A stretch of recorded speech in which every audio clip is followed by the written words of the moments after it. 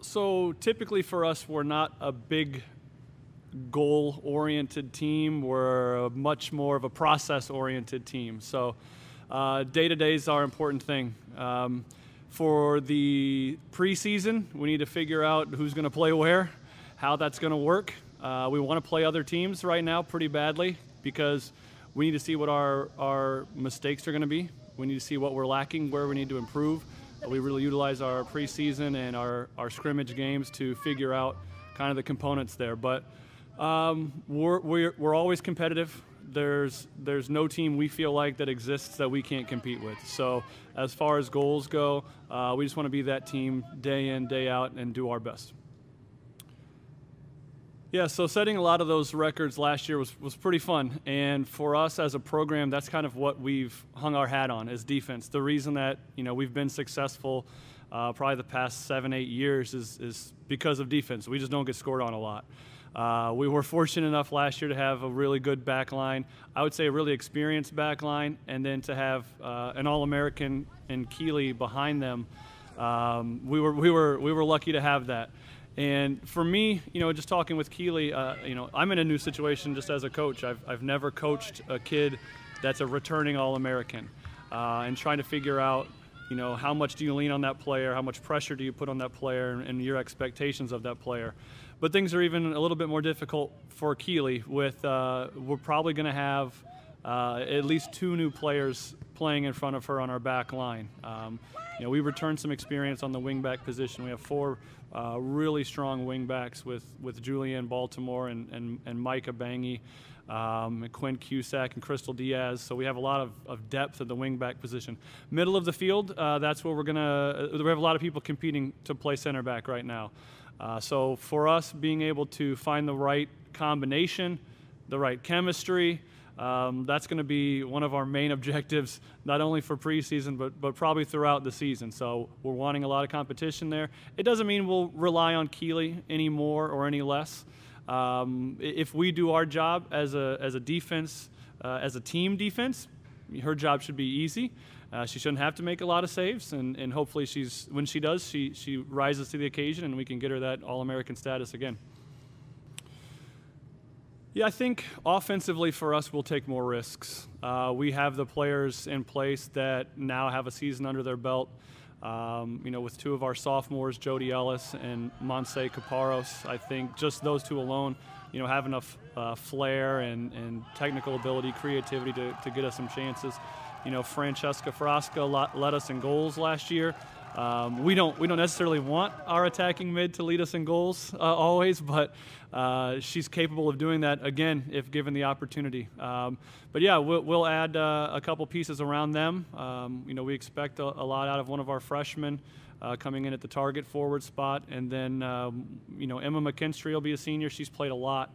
And honestly, she may be the fastest kid in our conference. And so that's always to our advantage to be able to utilize that speed.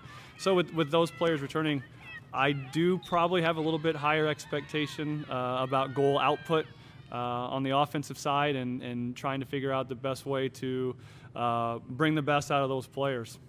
Yeah, I think, Saylor's an incredible kid. She's got a really, really resilient background and story. And with her on the field, we're better. And so, kind of coming into the preseason, I don't typically have a lot of expectation for people that are coming off of injuries just because it's not fair to them or to me. But, since she's been cleared to play, that was probably the beginning of August. She's, we're taking our baby steps with her in preseason, so she'll maybe, if we do 2 a day, she'll do 1 a day. But when she's in there, things are different. And so we really expect her to, we're not going to just lean on her because we're still trying to figure out how good she can be. But we have a lot of high hopes for Saylor. Her teammates respect her a lot. They know what she's gone through. They know how hard she works, and they see it every day. To the point where, to pass a fitness test, she dove across the line. And I'm not sure I've ever seen that, just so she could try to pass it as the time was winding down. So she's one of those kids. We'll probably expect a little bit more from Christy Chin this year. Christy, being a senior, has played pretty much every position that you can put on the field except for goalie in her time at Culver. I think for Christy, just being able to find a comfort zone and a consistency is going to be what helps her to be the best player. So those two for sure. And then someone else that didn't play a lot last year, but definitely has the ability to do that is Kendall Pritchett, and we call her Kenny. Kenny will be a junior and really technical. Had an awesome spring, really minimized mistakes. And for me as a coach, especially out of a defender, that's something that we're going to look for Kenny. There's two strengths that I would say. One is depth.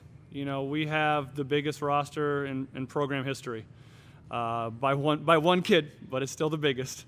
But that's going to help us. We have a lot of kids that can play. Just at practice today, I felt comfortable with 22 players, and it's probably been since 2014 since I felt that comfortable with that many kids. In the middle of the field, we're strong. As far as our midfielders go, with Fran and Jody and Saylor and the players coming off the bench behind them, I think that that's going to be a strength for us. Where we want to improve is defense. I know it sounds crazy from who we are and kind of how we're defined as a program, but I'm really hard on our defenders, and I really think that I'm going to hold them to the highest standard that I can as a coach to try to bring the best out of them, to minimize mistakes and try to really improve. And we may be in an area where, if we start one senior and one junior at center back this year, then someone else still has to learn next year. And that's just part of the job, is being able to turn over players but not lose any of the quality of your play in that turnover. Well, we had an interesting year with overtimes last year. I was open to any suggestions anyone had. If you wanted to, give me a voodoo doll and we can throw that out there, or maybe do some weird rain dances, or I don't know, everyone just play with their eyes closed if that gave us a better chance, because I tried everything I could possibly think of. When you get into your third overtime, and there was one overtime I didn't talk to the team. The regulation ended and I just sat down. And then overtime started, they just went out there. I tried everything I could. So soccer's a funny game. You get in a situation like that, the ball could bounce either way. And weirdly for us, it didn't go our direction at all. We had a legit goal, in my opinion, scored at Baker on the road. The referees called a weird foul for obstruction or something, and we tied. And so, yeah, any one of those games could go on any way. Maybe looking back on one of the two, maybe I should have packed it in a little bit more and taken a tie instead of losing that game. But I was in the moment. I don't regret anything that we did last year.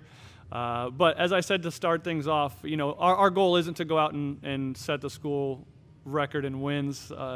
That would be a good reward for focusing on what we do every day, day in and day out, and being process oriented. But I'll just stick with what I said, to start. I think there's not a team that exists that we can't compete with. So we know anytime we step on the field, we can win. And if we get that, great. If not, we're going to try our best. Yeah, I'm excited. I'm excited to see different styles and different teams and different coaching philosophies, and trying to figure out how we can navigate those before conference. Because anytime that, we can build out against a different defense and make some mistakes and learn, and then realize, hey, maybe there's a team in conference that plays this way, I think that's going to be to our advantage. So in the same sense, we have new players coming in that they don't know the difference. So to them, it's going to be a good challenge for them. We have a new player, I said, at target forward, Kirsten Janin.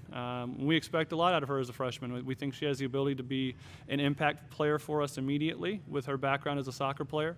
And, we're going to have several kids in the mix to compete for minutes right away that are freshmen or transfers. So we're pretty excited. The new teams will be good for us. And I'm up to those challenges, because I like to try to figure out what we can do differently and what teams do against us differently.